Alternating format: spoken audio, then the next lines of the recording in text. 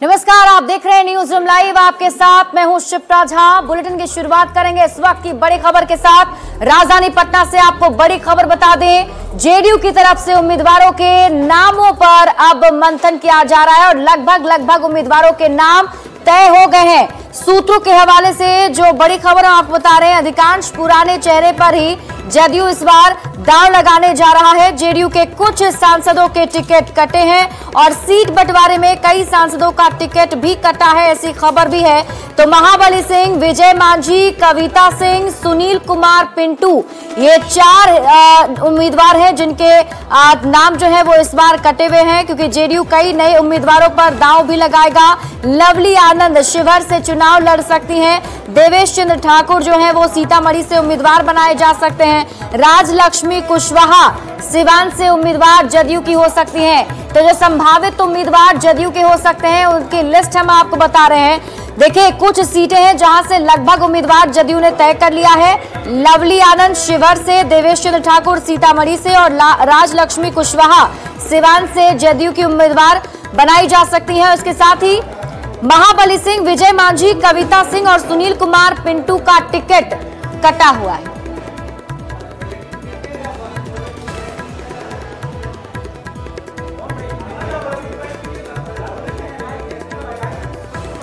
और बड़ी खबर आपको बता दें, इंडी अलायंस से जुड़ी हुई बड़ी खबर सामने आ रही है, जहां गठबंधन में सीट शेयरिंग को लेकर बातचीत अंतिम दौर में है।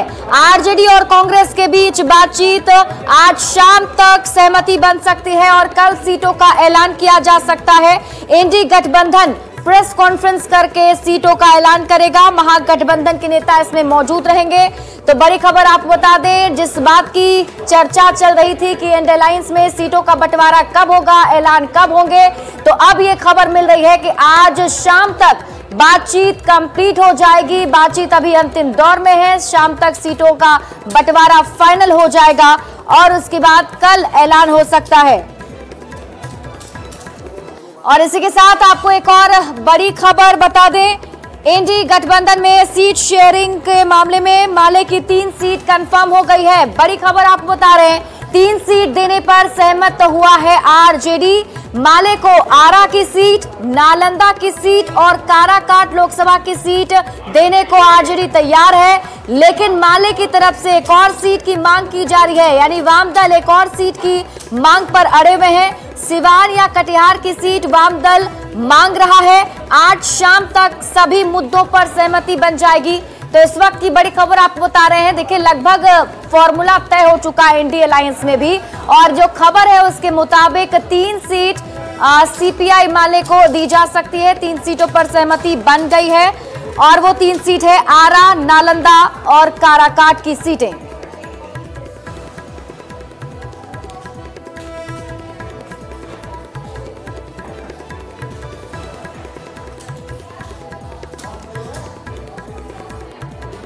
और हमारे साथ संवाददाता आनंद अमृतराज अधिक जानकारी के साथ लाइव जुड़े हुए हैं। हमारे साथ संवाददाता रवेश नारायण भी जुड़े हुए हैं। लेकिन सबसे पहले आनंद, आपके पास आते थे, जेडीयू के कुछ संभावित उम्मीदवारों के नाम अब सामने आ चुके हैं, जो हम दर्शकों को बता भी रहे हैं। क्या कुछ अब तक फाइनल हो गया है? किस तरीके से इस बार उम्मीदवारों का चयन किया गया?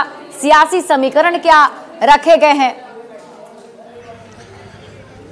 देखिए, उसके पहले मैं आपको बता दूं कि अभी आप एक गाड़ी को जाती हुई देख रही होंगी एक मार्ग के अंदर। तो जेडीयू के जो वरिष्ठ नेता हैं वो लगातार उनका आने का सिलसिला जारी है और लेसी सिंह जो बिहार सरकार के मंत्री हैं, एक एक करके तमाम लोगों को बुलाया जा रहा है। लेसी जी, उम्मीदवारों को फाइनल किया जा रहा है और बताया जा रहा है कि अधिकांश वही पुराने उम्मीदवार ही रहेंगे। तो क्या इसका कोई असर पड़ेगा चुनाव में?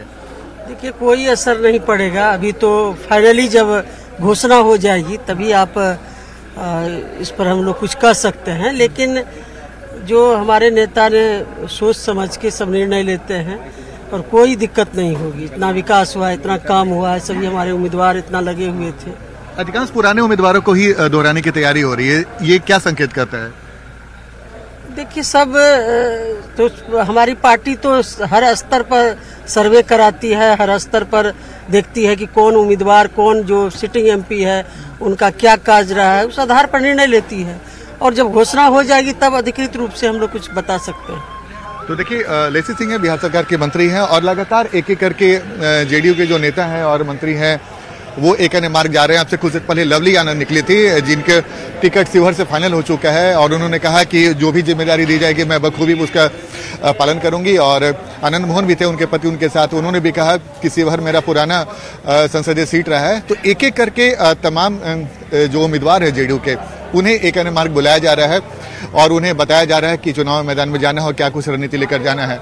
तो ये हैपनिंग है। और जैसा कि आपने बताया, जेडीयू के 4 जो सिटिंग सांसद थे उनका टिकट कट गया है। जैसे कि मैंने आपको बताया, जो आप समीकरण पूछ रहे थे, देवेश चंद्र ठाकुर, अगर जातिगत गणना के बाद जो जातियों का समूह का जो जानकारी बाहर आई है, कौन सी जाति कितने प्रतिशत है, उसका भी पालन इस बार लोकसभा चुनाव में तमाम पार्टियां करती नजर आ रही है। और खासकर जेडीयू ने हर जाति को साधने की पूरी कोशिश की है। उन्होंने लगभग 5 अति पिछड़ा सांसद को टिकट दिया है, 3 कुशवाहा और 1 कुर्मी, जो लौकुश समीकरण है जेडीयू का पुराना परंपरागत, उस समीकरण को साधा है। बिल्कुल, मतलब आनंद अब ये है कि सिंबल बांटना जदयू की तरफ से भी शुरू कर दिया गया है, प्रत्याशी को बुलाया जा रहा है, सिंबल दिया जा रहा है। तस्वीरें आप लगातार दिखाते रहिए। एक बार रुक कर लेते हैं रवि एस नारायण का। रवि हमारे साथ जुड़े हुए हैं। रवि, इंडी अलायंस में सीट बंटवारे के पहले ही सिंबल बांटने शुरू हो गए, लेकिन अब खबर है कि आज शाम तक सब कुछ तय कर लिया जाएगा।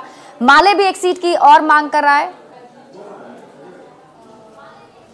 जी बिल्कुल, देखिए, एक तरफ जहां एनडीए पहले ही सीटों का ऐलान कर चुका है, अब उम्मीदवारों की घोषणा कर रहा है, वहीं इंडी अलायंस में अभी तक सीटों की घोषणा नहीं है, जिस पर कई सवाल खड़े हो रहे थे। और यहां तक की बात हो गई कि यहां पे अब सीटों का ऐलान से पहले ही राजद ने लगभग आधे दर्जन से ज़्यादा सीटों पर अपना सिंबल तक दे दिया। इसको लेकर के जो कई सवाल खड़े हो रहे थे, अब आज जो जानकारियां मिल रही हैं उसके मुताबिक कांग्रेस का जो आला कमान है उसने भी कांग्रेस को एक ढंग से समझाया है कि किसी भी कीमत पर आज शाम तक जो है वो सीटों का बंटवारा जो है आरजेडी के साथ मिलकर कर लेना है। तो माना जा रहा है कि जो 2-3 सीटें हैं जिस पर कांग्रेस की पेंच फंसी हुई है, आज शाम तक उन तमाम सीटों पर जो सहमति बनेगी और सीटों का जो बंटवारा है तमाम घटक दलों के बीच आज शाम तक होने की संभावना है। लेकिन जो प्रेस कॉन्फ्रेंस है, माना जा रहा है कि कल प्रेस कॉन्फ्रेंस होगा और कल प्रेस कॉन्फ्रेंस में तमाम लोग जो घटक दल हैं इंडिया अलायंस के, माले हो, सीपीआई सीपीएम हो, कांग्रेस, राजद, तमाम लोगों के प्रतिनिधि रहेंगे और एक साथ सीटों की घोषणा जो है वो हो सकती है। लेकिन सबसे बड़ी बात है कि जो यहाँ पे माले के साथ जो सीटों का कंफर्मेशन है उसमें 3 सीटें जो हैं वो कंफर्म हो गई हैं, आरा, काराकट और नालंदा। लेकिन माले एक सीट पर अड़ा हुआ है। उसका कहना है कि सिवान की जो सीट है उसकी पुरानी सीट रही है, उसकी पहचान रही है, वहाँ पे उन्होंने शहादत दिया है, तो सिवान सीट जरूर दिया जाए। और अगर सिवान नहीं देते हैं तो कटिहार से एक सीट जरूर दिया जा रहा है। और इस पे एक ढंग से कहें कि जो माले है ये भी समझाइए कि बेगूसराय से भी उम्मीदवार का ऐलान किया गया है, तो बेगूसराय को लेकर क्या होगा? क्योंकि ये जो सीटों का जिक्र हम कर रहे हैं बेगूसराय सीट नहीं है। बेगूसराय जो है, आपको बता दें कि ये माले की सीट जो है वो 3 सीटें कंफर्म हुई है। वहाँ से सीपीआई ने अपना उम्मीदवार जो है अवधेश राय को घोषित किया है। सीपीआई के जो उम्मीदवार है वो वहाँ से चुनाव लड़ेंगे। तो सीपीआई की तरफ से राजद की सहमति बनी है, इसलिए कम्युनिस्ट पार्टी ऑफ इंडिया जो है वो अपना उम्मीदवार वहाँ से खड़े कर रही है। लेकिन माले जो है वो लेफ्ट में 3 पार्टियां हैं, उसमें माले जो है अपने एक सीट के लिए बिल्कुल अड़ा हुआ है। उनका कहना है कि वो पीछे नहीं हटने वाली है। लेकिन अब देखना होगा कि राष्ट्रीय जनता दल आज शाम तक तमाम बातों पर कैसे सहमति बनाती है और कांग्रेस को कौन कौन सीटें जो हैं वो उन्हें मिलता है, क्योंकि 2-3 सीटें ऐसी हैं जहां पे कांग्रेस पीछे हटने को तैयार नहीं है। लेकिन देखना होगा कि शाम तक सहमति कैसे बनाती है। और कल जब प्रेस कॉन्फ्रेंस होता है, बिल्कुल इंतजार होगा रवि की क्या सहमति बनाया जाता है और क्या कुछ सीटों का फॉर्मूला निकलकर सामने आता है। हमारे साथ संवाददाता आनंद अमृतराज भी जुड़े हुए हैं। आनंद, एक एक करके आप वो तस्वीर भी दिखा रहे हैं। अभी तक जरा ये बताइए किन किन लोगों ने सीएम से मुलाकात कर ली है और क्या खबर है आज, और कौन कौन मुलाकात करने के लिए आ सकते हैं?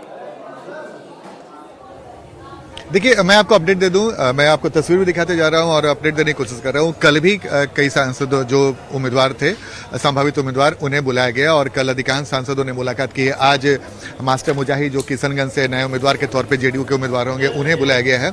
लवली आनंद मुलाकात करके बाहर निकली हैं। कल संतोष कुशवाहा देर शाम आकर उन्होंने मुख्यमंत्री से मुलाकात की थी, चंद्रेश्वर चंद्रवंशी। यानी कि जो भी संभावित उम्मीदवार हैं वो एक एक करके आ रहे हैं और उन्हें मुख्यमंत्री की तरफ से बोला जा रहा है कि आप अपने चुनाव की तैयारी कीजिए। और कल उम्मीद है कि आज देर शाम या कल जेडीयू अपने उम्मीदवारों को सिंबल देने लगेगी। जो प्रोसेस होता है उसे पूरा किया जा रहा है और आज देर शाम या फिर कल से जेडीयू के उम्मीदवारों को सिंबल दिया जाएगा कि आप जाइए और चुनाव मैदान में कूद पड़िए। तो जाहिर सी बात है, मैं आपको बता दूं, कल से लगातार ये प्रोसेस शुरू है और इसके पहले अभी जेडीयू कोटे के जो तमाम मंत्री हैं वो एक एक करके अभी एक अन्य मार्ग में पहुंचे हैं और मुख्यमंत्री तमाम रणनीति बनाने की कोशिश कर रहे हैं। चूंकि आचार संहिता भी लग गया है, उसे भी देखना है, तो तमाम लोगों को ये निर्देश दिया जा रहा है कि जो एनडीए में 40 सीट है उसे कैसे जीता जाए, जेडीयू कोटे का जो सीट है उसे कैसे अपने पाले में किया जाए और तमाम जो उम्मीदवार 16 उम्मीदवार उतारे हैं उसे कैसे अपने पाले में किया जाए। सबसे महत्वपूर्ण बात है कि पिछले बार जेडीयू को 17 सीट मिला था, जिसमें किशनगंज जेडीयू हार गई थी और 16 सीट पर उन्हें जीत हासिल हुई थी। इस बार किशनगंज से उन्हें उम्मीदवार के तौर पर मास्टर मुजाहिद को उन्होंने उतारा है और जेडीयू की नजरें किशनगंज पर टिकी हुई हैं। बहरहाल जो सियासी घटनाक्रम तेजी से बदल रहा है, उधर बड़ी खबर पर नजर बनाए रखिए। आपसे वापस भी अपडेट लेंगे। बहुत बहुत शुक्रिया तमाम जानकारी के लिए आपका भी, और रवि आपका भी बहुत बहुत शुक्रिया तमाम जानकारी साझा करने के लिए।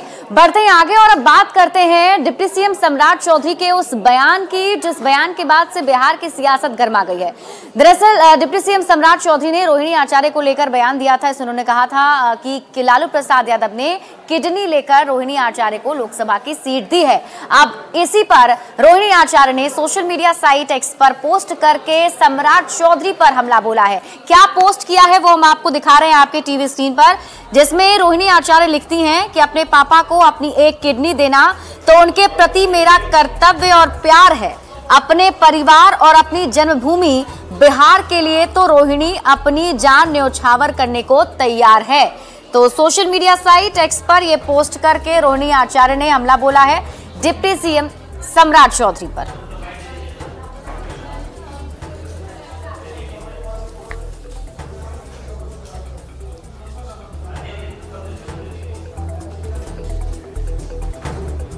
और हिंदुस्तानी अवाम मोर्चा के संयोजक जीतन राम मांझी जो हैं वो अब रामलला के दर्शन करने के लिए निकल चुके हैं। अयोध्या में वो रामलला का दर्शन करने वाले हैं। आपको बता दें, उससे पहले उन्होंने सोशल मीडिया साइट एक्स पर एक पोस्ट शेयर किया है, जिसमें उन्होंने एक तस्वीर भी शेयर की है। आपके टीवी स्क्रीन पर हम आपको दिखा रहे हैं। रवाना होने से पहले जीतन राम मांझी ने तस्वीर शेयर की और लिखा कि रामलला के दर्शन के लिए निकल चुका हूं, अगली मुलाकात अयोध्या में होगी, जय श्री राम। बता दें कि जीतन राम मांझी 25 मार्च को गया लोकसभा सीट से नामांकन करने वाले हैं। नामांकन से पहले रामलला के दर्शन करने के लिए जीतन राम मांझी जा रहे हैं।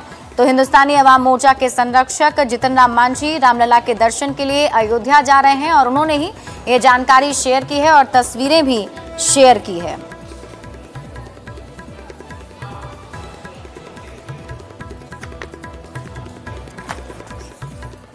और अगली खबर आपको बता दें, सुपौल से इस वक्त की बड़ी खबर सामने आ रही है, जहां बताया जा रहा है कि इस बार बकौर पुल हादसे को लेकर ये खबर सामने आ रही है, जहां पुल का हिस्सा गिर गया है और बकौर भेजा गया है जांच टीम को। 3 सदस्यीय जांच की टीम बकौर पुल की जांच करने के लिए पहुंची हुई है। घटनास्थल पर डीएम भी मौजूद है। तो बड़ी खबर आपको बता रहे हैं, कल ही सुपौल में बकौर भेजा पुल जो है उसके 3 पिलर का गाटर गिर गया था और अब उसकी जांच भी शुरू कर दी गई है। 3 सदस्यीय जांच टीम सुपौल पहुंची हुई है। घटनास्थल पर डीएम सहित अन्य अधिकारी भी मौजूद हैं। मामले की बारीकी से जांच की जा रही है। आपको बता दें कि देश का सबसे बड़ा ये पुल बन रहा है और इस पुल के निर्माण कार्य के दौरान ही 3 पिलर का गाटर कल गिर गया था, जिससे आज 3 सदस्यीय जांच टीम जो है पहुंची है और अब जांच बारीकी से की जा रही है।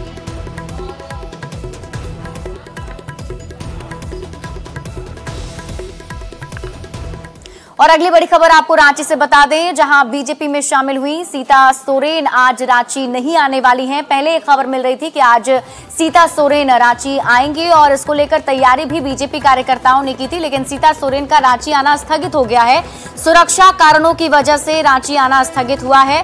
रांची प्रशासन ने जेड श्रेणी की सुरक्षा नहीं दी है। प्रशासन ने चुनाव के कारण का हवाला दिया है, तो जेड श्रेणी सुरक्षा मिलने के बाद ही रांची लौटेंगी सीता सोरेन और इस पर सीता सोरेन के कार्यालय से ये जानकारी दी गई है।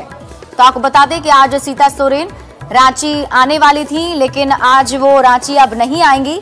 सुरक्षा कारणों की वजह से वो रांची नहीं आ रही हैं।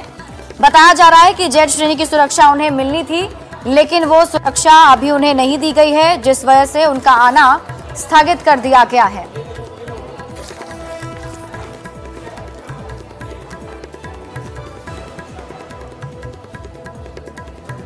और अगली खबर आपको औरंगाबाद से बता दें। औरंगाबाद में एक कैदी की मौत हो गई है, जिसके बाद से कैदी के परिजनों ने वहां पर जमकर हंगामा किया है, प्रदर्शन किया जा रहा है, जमकर बवाल किया जा रहा है।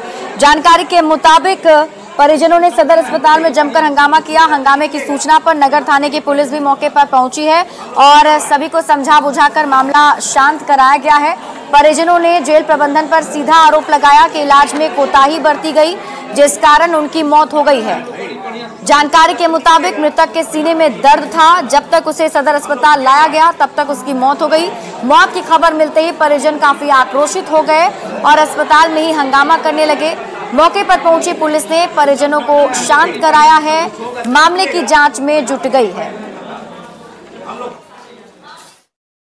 अभी ये डेट कर गए, इसलिए हंगामा हो रहा है। जेल में डेट कर गए, इनको कोई चेकअप नहीं करवाया, इलाज नहीं करवाया, इस कारण से यहाँ पे हंगामा हो रहा है। इस जेल में गए थे तो इनके परिवार भेंट किए थे? हाँ, भेंट किए हुए थे, आज भेंट किए हुए थे। अच्छा, सही थे, सही सलामत थे।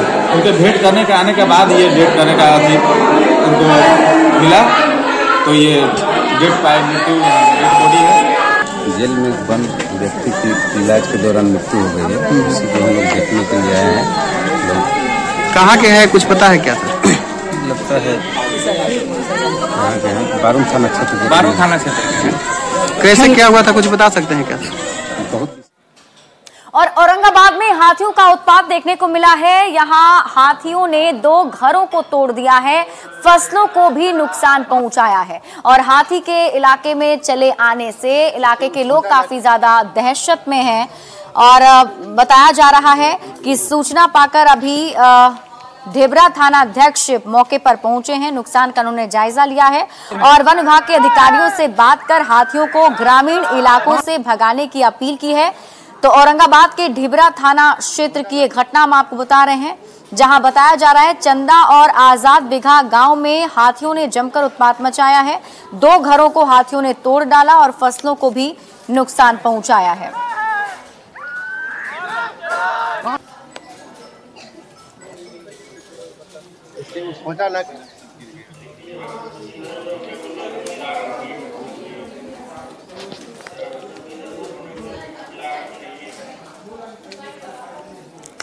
और ये तस्वीर हम आपको दिखा रहे हैं औरंगाबाद की, जिस गांव में हाथी पहुंचा है। और ये हाथी की तस्वीर आप देखिए, जिस हाथी ने जमकर उत्पात मचाया है।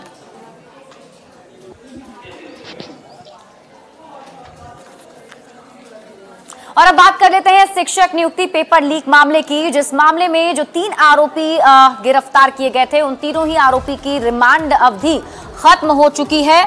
ईओयू ने न्यायिक हिरासत में अब जेल पहुंचाया है। विशाल, अभिषेक और विकी को जेल पहुंचा दिया गया है। कांड से जुड़े 6 अन्य अभियुक्तों को रिमांड पर लेने की तैयारी में ईओयू की टीम अब जुटी हुई है। रिमांड पर लेने के लिए ईओयू अब कोर्ट में अर्जी दायर करेगी। तो इस वक्त की बड़ी खबर आपको बता रहे हैं, शिक्षक नियुक्ति पेपर लीक मामले से जुड़ी हुई बड़ी खबर सामने आ रही है। तीनों आरोपी की रिमांड अवधि खत्म हो चुकी है और ईओयू ने न्यायिक हिरासत में जेल पहुंचा दिया है।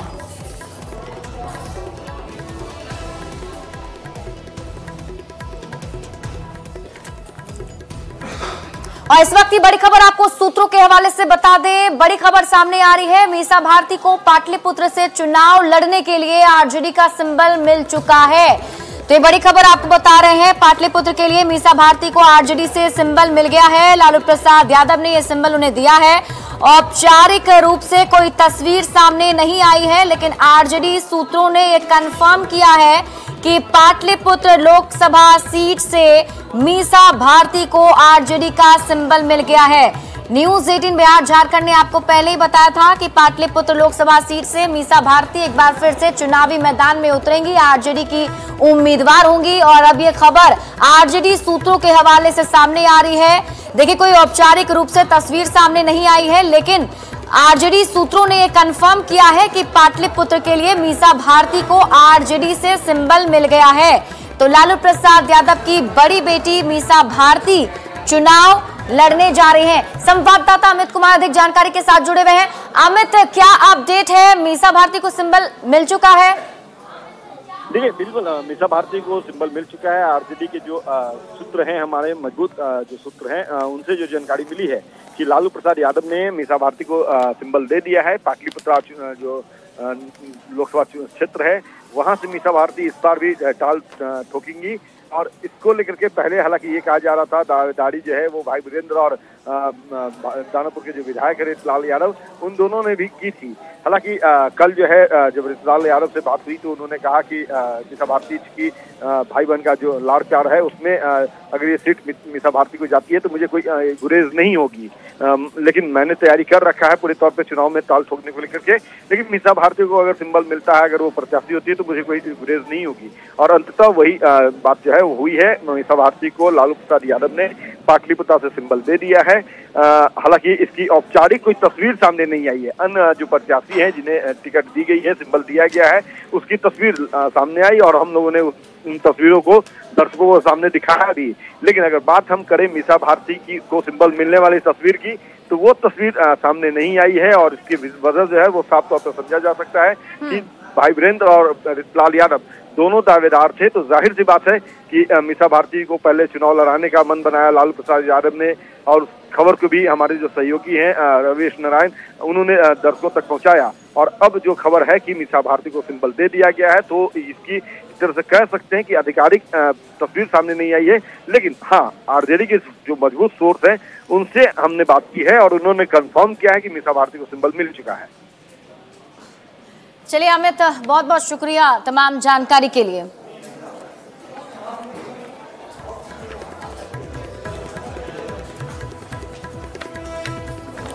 और अगली खबर आपको दानापुर से बता दें। दानापुर में रेलवे के अधिकारियों ने करीब 2 लाख रुपए की चोरी की गई दूध के पाउडर को बरामद किया है। बताया जा रहा है कि यार्ड से चोरी की 2 लाख के दूध पाउडर जब्त किए गए हैं। पुलिस ने 3 आरोपी को गिरफ्तार किया है। इनके पास से फतुहा पार्सल यार्ड से चोरी किए गए कीमती दूध पाउडर के 31 कार्टन बरामद किए गए हैं। जानकारी के मुताबिक फतुहा यार्ड में 18 मार्च को भारी मात्रा में बुक किए गए दूध पाउडर का 33 कार्टन चोरी हो गया था। इसके बाद पुलिस ने जांच में ट्रक ड्राइवर अमरजीत कुमार को गिरफ्तार किया था। सख्ती से पूछताछ के बाद मामले का खुलासा हो गया है।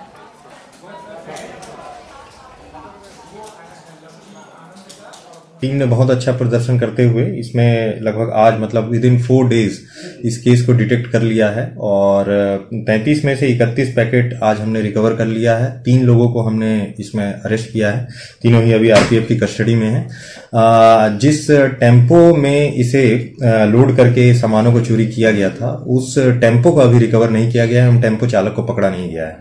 बाकी जिसने सामान चोरी किया था उसको पकड़ लिया गया है। जिसको सामान सबसे पहले उसने दिया उसे भी पकड़ा गया है और उसने फिर जिस होलसेलर को सामान बेचा था उसको भी पकड़ा गया है। तो केस पूरी तरह से डिटेक्टेड है। केवल 2 पैकेट की कमी है अभी और बहुत होपफुल है कि विदिन 24 आवर्स जो बचा हुआ माल है वो भी रिकवर हो जाएगा इसमें। और फिलहाल इस बुलेटिन में अभी के लिए बस इतना ही। आप देखते रहिए न्यूज़ 18 बिहार झारखंड।